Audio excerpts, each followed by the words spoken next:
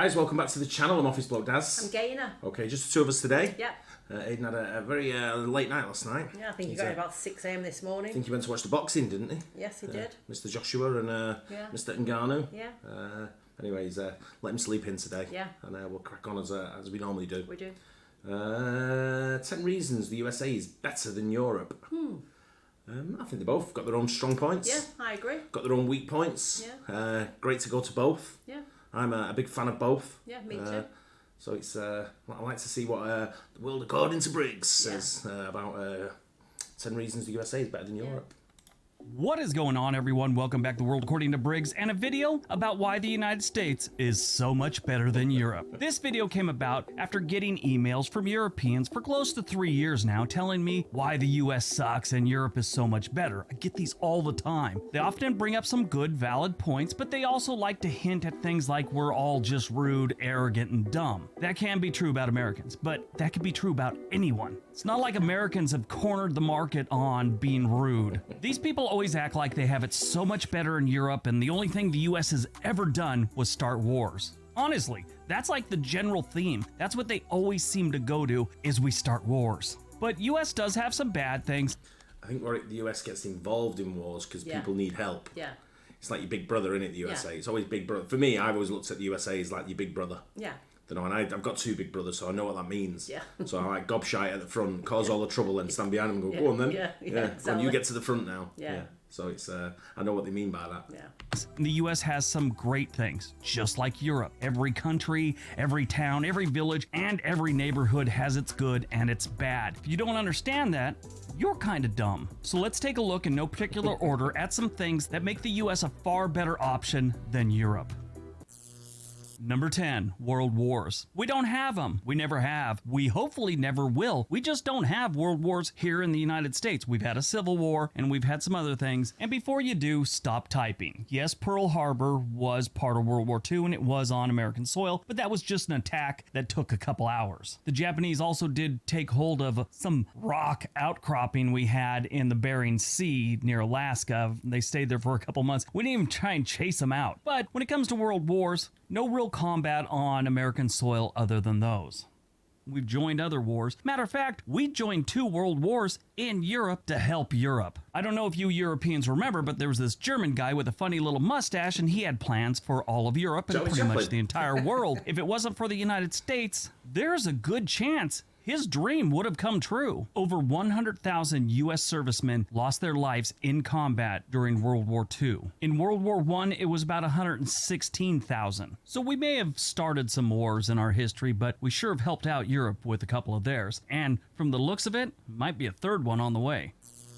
Number 9, amusement parks. That World War II thing, World War I, was kind of depressing, so let's look at amusement parks. We excel at amusement parks. Europe has some wonderful things to do, don't get me wrong, but we set the bar for amusement parks. The Six Flags amusement parks, our water parks, Disneyland, Disney World, Cedar Point, Hershey Park, Busch Gardens, Universal, King's Dominion, Kings Island.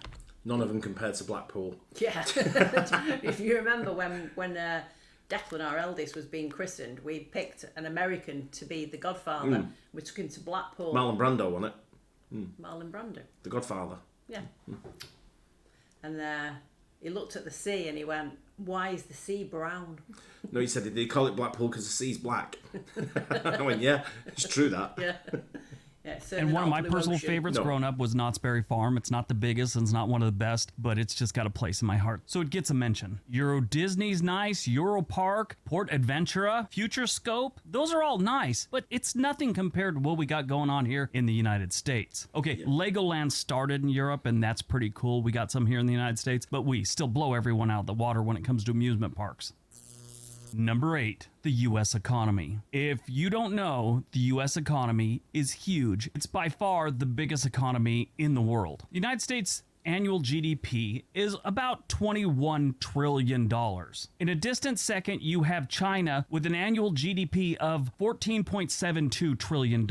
After that, you got Japan with $5.06 trillion GDP. At number 4, you get your first European country, and it's Germany. They only have a $3.85 trillion annual GDP. Then the United Kingdom is 2.76, and then after that, you got India, and then finally France, 2.63, Italy, 1.89. And if you look outside of countries, the state of California would come in 5th place with 3.4 trillion. So my question to the Europeans are, if we suck that bad, why do we make so much money? And feel free to leave comments about how we're corrupt and we take advantage of other countries like your countries don't also. Number 7, our technology. The United States has invented most of the really cool stuff. Sure, Europe has come up with the guillotine and the Iron Maiden, but the United States has come up with things like the personal computer in 1971, the weed whacker in 1971. 1972, we came up with the video game console. 72 also gave us the MRI. 73 gave us the cell phone. This is all before 1980. In 1978, we invented microwave popcorn. 1986, we gave you the 3D printer. 1996, we gave you Google. 2005, we gave you YouTube. I should say 2004, we gave you Facebook also, but that's kind of working against us these days, it seems like. Along with in 2006, Twitter showed up. We also gave you the COVID-19 vaccine. I know some of you don't think that was a good thing, but a lot of people do. If you want to go way back, 1938, we invented the chocolate chip cookie. Take that, Europe, you and your croissant. Number 6, gas prices. Your gas prices suck. I'm not sure about the invention of certain things he was going on about there. Yeah. Certain things needed to come before. It's one of them. I didn't know there was this much bitterness and competition with Brexit. Eh? You know, I always see it as a family, as a relationship. Yeah. You know, it's one of them where it's teamwork. Let's say. Yeah. You know, but it's there's a lot of bitterness here, isn't there? Europe, face it. I know you go by liters, and we're going to break it down for gallons, which we use here in the United States, and dollars, okay? I found a nice little chart that breaks it down as of May 1st, 2022. The highest gas prices in the world right now is Hong Kong, and it is $10.87 on average per gallon of gas. Norway, it's 9.13 for a gallon of gas. We're not far off Monaco, it's $9 a gallon of gas. Iceland, $8.75. Denmark, $8.69, Finland, $8.64. We're about £1.50 per litre. I was going to say, I think you're saying Great Britain then. So it's £1.50 per litre, and you get 4.5 litres in a gallon, let's say. Okay. So what's that? £1.50, 3, so that's £6. So we're at about $9, $8, $9 a gallon, right? Yeah. A lot. Greece, $8.38, Netherlands, $8.33, Germany, $7.91, United Kingdom, $7.70. The list goes on. Sweden, $7.69, Liechtenstein, $7.66, Estonia, $7.55, Switzerland, $7.47. This list goes on. You know where the United States is? 84th in the world with $4.58 on average countrywide. Now, this is the point where a bunch of people here in the United States are going to leave some political comment or how they just paid $5.10. How much was it in the United Arab Emirates? It was really very low. cheap. I think it was about. I think I worked out to be 23 pence. I don't know if it was a gallon or a litre. I can't remember now. But I remember filling my car up, which was a 3-litre car. I don't know how big the tank was, but it was About a 3-litre. £20. And it was not even that. I think it was about £16. Yeah. Yeah. Very cheap. So $20 to fill it up. Yeah. Sort of thing. So it was really cheap. Yeah. In Los Angeles or something. This is the national average. Good thing you people in Europe like to ride bikes everywhere. Number 5, fast food. Now, this is a strange one, I know, because fast food isn't really something you should be proud of, but I will tell you right now, every single European I know, that's one of the first things they say is our fast food is amazing. The variety and the flavor is awesome. You have great food in Europe. Don't get me wrong. I'm not trying to say that. You have a lot of really classic cuisine. You know, I mean, the Italian stuff you got going on in Italy, France, amazing. I could really do without German food, but still, you know. But Americans that go over there, they bring that up all the time, and Europeans that come over here talk about how amazing our fast food is. Again, it's unhealthy. It's probably why we're one of the largest countries in the world as far as chubby people go, but still, it tastes great. We have a wide variety. It's something that's kind of awesome. Number 4, modern music. Jazz, blues, rock and roll, rap, hip-hop. As far as modern music goes, it all started here, and anything that was done in Europe was basically a new version of something that came from the United States. Prove me wrong. Now, if you go way back in music, Not sure about this No, one. Mozart, Wagner, Chopin, Bach, those are all great. But what have they done for us lately? I mean, they haven't done much for us lately because they all died like in the early 1900s or late 1800s or even earlier than that. They haven't done much for us lately. But modern music is where the United States shines. What is considered to be the first rock and roll song ever was done by Ike Turner and Jackie Breston. They wrote a song called Rocket 88, and that is considered to be the first rock and roll song ever. If it wasn't for that, and then Elvis taking that type of music, and Buddy Holly and people like that, we wouldn't have had the Beatles or the Rolling Stones or some version of that. Again, don't get me wrong, there has been some amazing modern music that's come out of Europe, but yeah, we started it.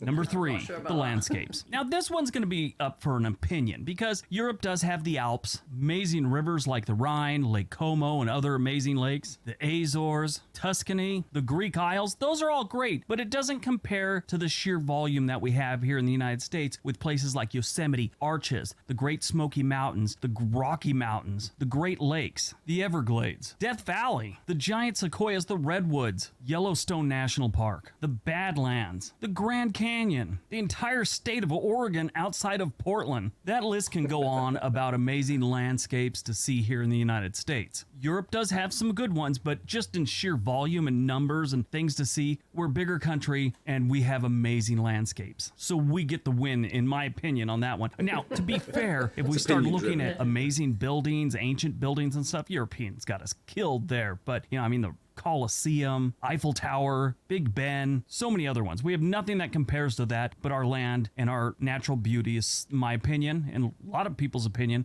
so much better.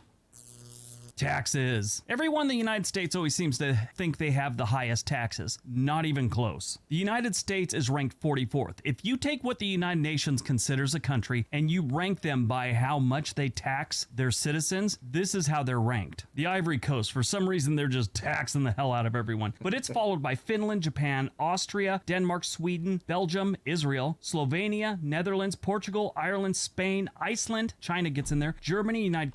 One of the good things when we lived in the Netherlands, talking about tax, is we had what they call a 30% tax rule. I don't know how I qualified for it. I'm not sure what the reason behind it was, but I remember the lawyer saying to me, "You qualify for this 30% tax rule." So I went, "Okay, good." Well, I said, "Is that good?" I said, "Or am I paying extra?" And he went, "No, you get 30% more of a free allowance than anyone else." So I went, "I'll take it." So I think it was like you get your allowance and then you get an extra 30% free. Well, I can't remember what it was now, but it was called the 30% rule. So I paid 30% less tax than everyone else, which was good. Yeah. Kingdom, France, South Africa, South Korea, Australia. Then we go back to Luxembourg, Greece, Italy, Turkey, which is not really in Europe, but you get the idea. And then after that, it goes down a while and you start seeing things like Switzerland, Monaco, Norway. And finally, way down there at number 44, you get to the United States. Here in the United States, we complain about our taxes an awful lot, especially how they're slanted towards the rich, really don't pay that much taxes. And if you're middle class or below, you're getting gouged. That's how we see it. But if you rank them on a global scale, the United States isn't doing that bad. But that top 20 is filled with a lot of European countries. All right, before we get to number 1, don't forget we have another channel called On This Day. We'd love it if you went over there and subscribed. There's a link down below. All right, on to number 1. And number 1, shopping. Yes, I'm sure a lot of you were a little shocked, but For them Louis Vuitton bags and no, shopping's. I think it depends what you're shopping for. I think there's bigger malls in the USA. I think there's more variety as far as malls go, and they are giant malls. But you go somewhere, I've been in certain parts of the world, different parts of the world, where they've got super malls as well. Yeah. They're cropping up here in Europe. Yeah. I'm gonna have to see where he's going with this about shopping. Well, I was going to say I'm currently looking for a mother of the groom outfit, and I've joined a group, and there's a lot of Americans on there, and they put their dresses, and people say, "Where did you get it from?" And I've looked, and it seems as though they are a lot cheaper than here. Yeah, I think a lot of the options you get in the USA are a lot cheaper than what you get in Europe. Yeah. Sure, absolutely. Yeah. And that's what I'm saying. I'm not sure if is he going on the. It's a lot less expensive to shop in Europe, or the selection and the variety is more. I'm thinking it's more variety and it's cheaper. Like for instance, the jeans that I wear, I used to pay about $150 for. Over here, they're about £270. Right. So there's a huge difference. Shopping is one of the biggest complaints Americans that move to Europe have about Europe, and Europeans that come to the United States, they love how easy it is to shop. Now, it's not just ease or whatever, it's convenience and actually customer service. Customer service really doesn't seem to be much of a thing in Europe, according to most people that have moved over there or visited. What we would consider rude here in the United States really is kind of normal in Europe when it comes to someone working at a retail place or a grocery store, something like that. They don't really see it as rude, it's just very transactional to them and matter of fact. All right, that's today's video. Okay, if you've been... Yeah, I kind of agree with him on a lot of the stuff. Which you got better in the USA. 10 reasons why the USA is better than Europe. Yeah. I think if you could also put a list together of 10 reasons Europe is better than the USA. Yeah. You put 10 reasons why Somalia is better than Europe, but in fact you always find something. Yeah, of course you would. 10 things that you're better than. Yeah. But I think most of them are larger things that everybody does on a day-to-day basis. Yeah. I mean, okay, going to the fairground and stuff like that, that's not a day-to-day sort of thing. But you buy seasonal passes. I remember when we lived near Six Flags, we had a seasonal pass to go to Six Flags. Yeah. It's not something they do over here, I don't think. No. But we don't live near. Yeah, I was going to say in Abu Dhabi we had one to the water park, but I can't think of We don't live near one here. We live close to Blackpool, but I don't think there's a seasonal pass you can buy. I wouldn't want to go there anyway. No, you can buy a seasonal pass for Chester Zoo. Right. Which is... But you go to a zoo once. Oh no, I love the zoo. You don't like animals, that's why. But I would go every day to the zoo. Yeah, but it's like I think the landscape one's subjective. I think that's very opinion based. It depends on what you classify as the landscape. I like to look on a landscape, with buildings. Yeah. Whereas where you look on a landscape where you're looking over trees and forests and mountains, I like that as well. Yeah. But which do you prefer? Me preferably, but I'd like to look at buildings. Yeah. But I don't know. There's a lot on there. It's definitely agree. And he was talking about the shopping experience. And I think 100% right. And I think even when he was talking about the fast food, I know the USA do it miles better than anyone else, but also one thing he didn't mention there really was all-round customer service. Yeah. When you go in a bar or when you go in a restaurant, when you go in a fast food joint, or when you go in the outlets for shopping or whatever it may be. Because it's a big tipping culture. But you don't tip if you go into the shopping centre. So did you go and buy a pair of jeans? You're not tipping the cashier, but you still find everything you were looking for. Yeah, do you need any help? Over here, it's just like like grunts and mumbles, and you're looking at them going like, what's wrong with you? Yeah. It's like it's only at the very high end stuff like if you buy personal something shopping. Like Christian Louboutin, if you go into brand names such as which is very high end, they get well looked after. Yeah. But if you go and buy something like just a regular pair, if you go in Superdry or places like that, it's just like college kids just leaning on the counter talking to each other, no one helping you. Then you find what you want, you go at the counter, they just go. They don't even talk to you. Yeah. You might say hello and that's it. Then they wrap it up and half the time they leave the security tag on it. Yeah, beep on the way out. Forget to say that beep on the way. I have to go back again. Yeah. It's just like it's just shit. Yeah. But compared to USA, which has got it right. Yeah. Because they know there's that much money in consumer cost and that much money they can make. That's why they've got the biggest economy. Because they know how to do it. But also over here, people don't complain. They complain about the weather and stuff. But if something happens, they just go, like if their food is not good, they'll just not eat it and pay for it and not complain. Whereas in the States, they would say, no, I'm sorry, I'm not happy with that. I know waiters in the USA, man, and they used to tell us never complain about your food. Never send food back. And I'm like, I know what you're like. I don't trust them. I'd rather just go, don't want it, take it back. It wasn't good, and I'll never go there again. But I think it depends how you complain. Yeah, but I'm like, if you're very rude and arrogant, then your steak's getting the inside of the toilet. But how far they go with it, but I know for me, I never send food back to get it back again. I'd just rather leave it. Yeah, I'm just not having it. That's it, it's done. If somebody said to me, "How was your food?" I would be honest. Same, yeah. I'll say like, no, it wasn't good. Yeah. We've done that, but I've done that loads of times. Yeah. If it's not good, it's not good. Yeah. But I go in certain restaurants where I think, I go in there regular enough to know they do good food. And then one time you might get something that's not right about you, or you've tried it, you tried something different, and it's come out and you've gone, nah, not for me. Yeah. And you've gone, it was okay, but it's not for me. Yeah. And they've gone, we'll send you something else. I'm like, no, you won't. But there's a difference between not liking something because it's not your personal taste and the food being not good. Yeah, I know. But it's when you get professional complainers as well. People who just complain because they can complain. Because they want money back or they want a discount and things like that. Then people I don't really have no time for. No. You know. But the USA, the reasons the USA is better than Europe, I'm going to tell you one main reason why the USA is better than Europe. They know how to do it. Yeah, the customer service. And that's they know how to do everything right. They get pretty much everything right. Yeah. Whereas we struggle to get the things right over here because we don't trust the right people to do it. Yeah. Sometimes, and that's through my experience. I'm not making that shit up. Yeah. That's through experience. Yeah. In both continents. But well done, USA. You win the silver medal. Manchester wins the gold. Europe wins the bronze. Anyway, I hope you guys enjoyed that. Don't forget to like and subscribe, and we'll catch you on the next one. Bye. Cheers.